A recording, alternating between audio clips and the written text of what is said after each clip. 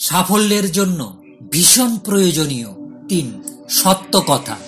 চলুন শোনা যাক ঘটনা আকারে। নাম্বার 1, একদিন গ্রামবাসীরা মিলে সিদ্ধান্ত নিল তারা বৃষ্টির জন্য প্রার্থনা করবে। সবাই একসাথে হলো। কেবল একটি ছেলে ছাতা নিয়ে এলো। এটাই বিশ্বাস, অর্থাৎ জীবনের সাফল্যের জন্য প্রথম পদক্ষেপ নিজের প্রতি নিজের বিশ্বাস।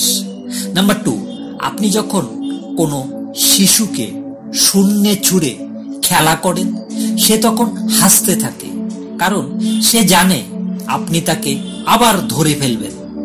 এটাই ভরসা, অর্থাৎ আমি পারবো, নিজের প্রতি নিজের ভরসা সাফল্যের জন্য দ্বিতীয় সত্য কথা। নাম্বার 3, প্রতি রাতে আমরা যখন ঘুমোতে যাই, কোনো নিশ্চয়তা নেই পরের দিন আবার জেগে উঠতে পারবো কিনা। তবুও পরের দিনের জন্য অ্যালার্ম দিয়ে রাখি। এটাই আশা, অর্থাৎ সাফল্যের জন্য তৃতীয় সত্য কথা আশা। ধন্যবাদ বন্ধুরা।